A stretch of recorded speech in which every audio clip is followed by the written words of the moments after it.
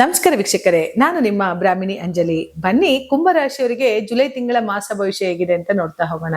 ನೋಡಿ, ಕುಂಭರಾಶಿಯವರಿಗೆ ಹೇಳ್ತೀನಿ, ಬಚಕ್ರದಲ್ಲಿ 11ನೇ ಮನೆ ಇದೆ ಅಂತ ಅಂದಾಗ ಲಾಭ ಸ್ಥಾನ. ಏಕೆಂದ್ರೆ ಕುಂಭರಾಶಿಯವರು ಲಾಭ ಸ್ಥಾನದಲ್ಲಿ ಹುಟ್ಟಿದ್ದಾರೆ ಅಂತ ಅಂದಾಗ ಲಾಭವನ್ನು ಎಣಿಕೆ ಮಾಡುವಂತ ರಾಶಿಗಳು ಅಂತ ಹೇಳ್ತಾ ಹೋಗ್ಬೋದು. ಅದೇ ಕುಂಭರಾಶಿಯವರಿಗೆ ಯಾಕಿಷ್ಟು ಸಕ್ಸಸ್ ಪೀರಿಯಡ್ ಕೊಡ್ತಾ ಹೋಗುತ್ತೆ ಯಾಕಂದ್ರೆ ಬಚಕ್ರದಲ್ಲಿ 11ನೇ ಮನೆ ಇದ್ದಾಗ ಏನಾಗುತ್ತೆ, ಕಷ್ಟಪಟ್ಟಿರ್ತಾರೆ ಕುಂಭರಾಶಿಯವರು. ಏನ್ ಸಾಧಾರಣವಾಗಿ ಮೇಲೆ ಬಂದಿರಲ್ಲ, ಯಾಕಂದ್ರೆ ಕಷ್ಟಪಟ್ಟಿರ್ತಾರೆ ಲೈಫ್ ಅಲ್ಲಿ. ಆದ್ರೆ ಕಷ್ಟಪಟ್ಟಂತಹ ದಿನಗಳಿಂದ ಉನ್ನತ ಸ್ಥಾನಕ್ಕೆ ಏರ್ತಾ ಹೋಗ್ತಾರೆ ಕುಂಭರಾಶಿಯವರು. ಎಲ್ಲೋ ಒಂದು ಕಡೆ ಕುಂಭರಾಶಿಯವರಿಗೆ ಇವಾಗ ಸ್ವಲ್ಪ ರಾಶಿ ಮೇಲೆ ರಾಹು ಇದ್ದಾನೆ, 2ನೇ ಮನೆ ಧನಸ್ಥಾನದಲ್ಲಿ ಶನಿ ಇದ್ದಾನೆ. ಅದಕ್ಕೆ ಗುರುವಿನ ದೃಷ್ಟಿ 2ನೇ ಮನೆಯಿಂದ ಹಣ ಯಥೇಚ್ಛವಾಗಿ ಬರ್ತಾ ಹೋಗುತ್ತೆ. ಧಾರಾಳವಾಗಿ ಹಣ ಬರ್ತಿದೆ ಅಂತ ಅಂದ್ರೆ 6ನೇ ಮೇಲೆ ಗುರು ಇರೋದ್ರಿಂದ ಒಂದೇನಾಗುತ್ತೆ ಅಂತಂದ್ರೆ ಗುರುವಿನ ದೃಷ್ಟಿ ಧನಸ್ಥಾನದ ಮೇಲೆ ಇದ್ರೂ ಕೂಡ ಹಣದ ಒಂದು ಬರುವಿಕೆ ಚೆನ್ನಾಗಿದೆ. ಆದ್ರೆ 6ನೇ ಮನೆ ಗುರುವಿಂದ ನಿಮ್ಮನ್ನ ಎಲ್ಲೋ ಒಂದು ಕಡೆ ಸ್ಟ್ರಕ್ ಮಾಡ್ತಾನೆ. ಕುಂಭರಾಶಿಯವರು ಹುಷಾರಾಗಿರಿ.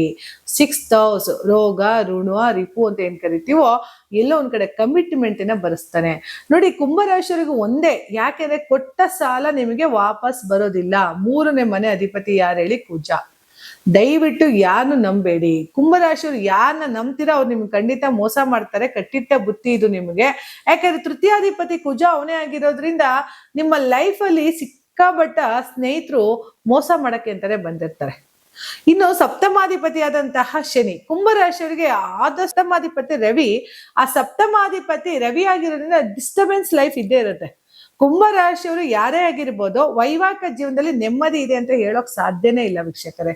ಯಾಕೆ ಹೇಳಿ? ನಿಮ್ಮ ರಾಶಿಗೆ ವಿರುದ್ಧವಾದ ಒಂದು ಗ್ರಹ ರವಿ ಆಗಿರೋದ್ರಿಂದ ಸಾಕಷ್ಟು ಕೇತು ಕೂಡ ಅಲ್ಲೇ ಇದ್ದಾನೆ.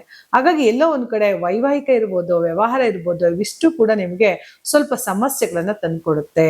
ಆದ್ರೆ ಕುಂಭರಾಶಿಯವರು ಲೈಫ್ ಅಲ್ಲಿ ಗೆದ್ದೇ ಗೆಲ್ತಾರೆ. ಯಾಕೆ ಅಂತ ಅಂದ್ರೆ ಧನಸ್ಥಾನಕ್ಕೆ ಗುರುವಿನ ದೃಷ್ಟಿ ಬೀಳ್ತಾರೆ. ಅಂದ್ರೆ ಕರ್ಮಾಧಿಪತಿಯ ಶನಿಯ ಮೇಲೆ ಧರ್ಮಾಧಿಪತಿ ಗುರುವಿನ ದೃಷ್ಟಿ ಬೀಳ್ತಾ ಇದೆ ಅಂತಂದ್ರೆ ಧನಕಾರಕ, ಹಣದ ಅರಿವು ಚೆನ್ನಾಗಿ ನಿಮಗೆ ಅರಿದು ಬರುತ್ತೆ. ಇಲ್ಲ ಒಂದು ಕಡೆ ಸಖತ್ ನೆಟ್ವರ್ಕ್ ಅನ್ನ ಬೆಳೆಸ್ತಾ ಹೋಗ್ತಾ ಇದ್ದಾರೆ ಕುಂಭರಾಶಿಯವರು. ಯಾಕೆಂದ್ರೆ ಕುಂಭರಾಶಿಯವರು ತುಂಬಾ ಚೆನ್ನಾಗಿ ಮಾತಾಡ್ತಾರೆ.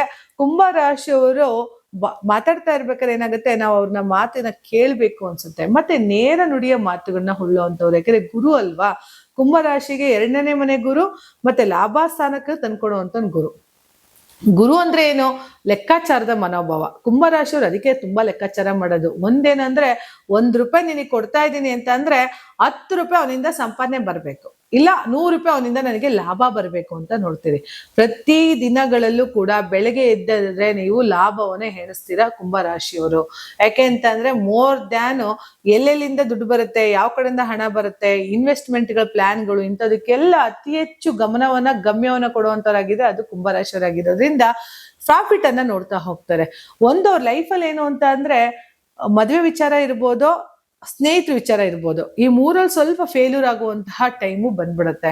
ಯಾಕೆಂದ್ರೆ ನಂಬಿ ಮೋಸ ಹೋಗೋದು ಜಾಸ್ತಿ ಅಲ್ಲ ಕುಂಭರಾಶಿಯವರು.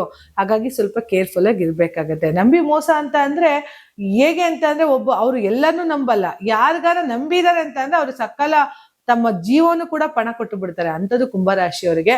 ಹಾಗಾಗಿ ನೋಡ್ಕೊಂಡು ವ್ಯವಹಾರ ಮಾಡಿ. ಪ್ರೀತಿಯನ್ನ ವಿಚಾರ ಅಂತ ಬಂದಾಗ ನಿಮಗೆ ಖಂಡಿತ ಮೋಸ ಹೋಗುತ್ತೆ. ಯಾಕೆ ಅಂತ ಅಂದ್ರೆ ನೀವು ಮನಸಾರಿ ಇಷ್ಟಪಟ್ಟಂತಹ ವ್ಯಕ್ತಿಗಳು ನಿಮ್ಮಿಂದ ಏನ್ ಸಿಗುತ್ತೆ ಏನ್ ಸಿಗಲ್ಲ ಅನ್ನೋದನ್ನ ನೋಡ್ಕೊಂಡು ಬಂದಿರ್ತಾರೆ. ನಿಮ್ಮಿಂದ ಏನು ಸಿಗಲ್ಲ ಅಂತ ಅಂದಾಗ ಅವ್ರು ವಾಪಸ್ ಹೋಗ್ತಾರೆ ಅಲ್ವಾ. ಹಂಗಾಗಿ ನೀವೆಷ್ಟು ಕಲ್ಮಶವಿಲ್ಲದೆ ಅವ್ರನ್ನ ಪ್ರೀತಿ ಮಾಡಿರ್ತಾರೋ ಅವರು ಅಷ್ಟೇ ಕಲ್ಮಶವನ್ನು ಇಟ್ಕೊಂಡು ನಿಮ್ಮಿಂದ ಎಕ್ಸ್ಪೆಕ್ಟೇಷನ್ ಮಾಡ್ತಾ ಇರ್ತಾರೆ. ಎಲ್ಲೋ ಒಂದ್ ಕಡೆ ಕುಂಭರಾಶಿಯವರಿಗೆ ಈ ಒಂದು ಶನಿಯ ಒಂದು ದೃಷ್ಟಿಗೆ ಗುರುವಿನ ದೃಷ್ಟಿ ಶನಿಯ ಮೇಲೆ ಗುರುವಿನ ದೃಷ್ಟಿ ಬೀಳ್ತಾ ಇರೋದ್ರಿಂದ ಲೈಫ್ ನ ಚೇಂಜಸ್ ನ ನೋಡ್ತಾ ಹೋಗ್ಬೋದು. ಆದ್ರೆ 6ನೇ ಮನೇಲಿ ಗುರು ಇರೋದ್ರಿಂದ ಸ್ವಲ್ಪ ಕೇರ್ಫುಲ್ ಆಗಿರಿ.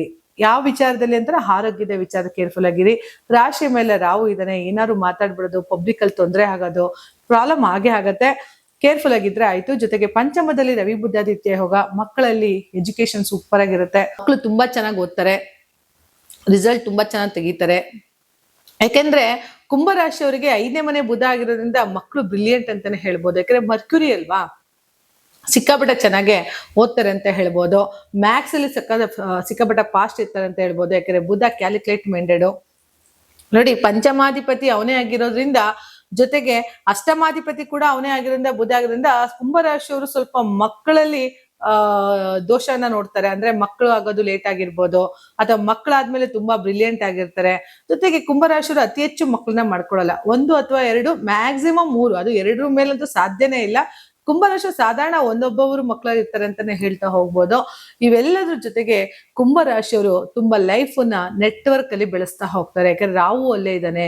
ರಾಹು ಅಲ್ಲೇ ಇದ್ದಾಗಿಂದ, ರಾಹು ರಾಶಿ ಮೇಲೆ ಇದ್ದಾಗ ಏನಾಗುತ್ತೆ, ನಮ್ಗೆ ಸಿಕ್ಕಾಪಟ್ಟ ಆ ಈ ಗಮನಗಳು ಎಲ್ಲಿ ಕೊಡ್ತಾನೆ ಅಂತಂದ್ರೆ ಮೀಡಿಯಾ ಹೌಸ್ ಅಲ್ಲಿ ಕೊಡ್ತಾನೆ.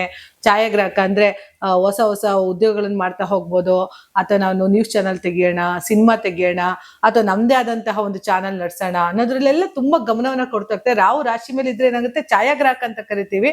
ರಾಹು ಕೇತುಗಳ ಪ್ರಭಾವದಿಂದನೇ ಇಷ್ಟರ ಮಟ್ಟಿಗೆ ಈ ಮಲ್ಟಿ ಮೀಡಿಯಾಗಳಿರ್ಬೋದು, ಅಥವಾ ನಮ್ಮ ಒಂದು ವೈಜ್ಞಾನಿಕತೆ ಇರ್ಬೋದು, ಈ ಮಟ್ಟಿಗೆ ಹೆಚ್ಚು ಪ್ರಭಾವ ಬೀರ್ತಾ ರಾಹು ಕೇತುಗಳಾಗಿರೋದ್ರಿಂದ ಟೆಕ್ನಾಲಜಿ ಇಷ್ಟು ಇಂಪ್ರೂವ್ಮೆಂಟ್ ಆಗೋಕೆ ರಾಹು ಕೂಡ ಕೇತು ಕೂಡ ಇಂಪಾರ್ಟೆಂಟ್ ಆಗಿರೋದ್ರಿಂದ ಇಲ್ಲಿ ಒಂದು ರಾಹು ಅಲ್ಲೇ ಮೇಲಿಂದ ಹೊಸ ಹೊಸಗಳಿಗೆ ಇನ್ವೆಸ್ಟ್ಮೆಂಟ್ ಪ್ಲಾನ್ಗಳನ್ನ ಕುಂಭರಾಶಿಯವರು ಮಾಡೇ ಮಾಡ್ತಾರೆ.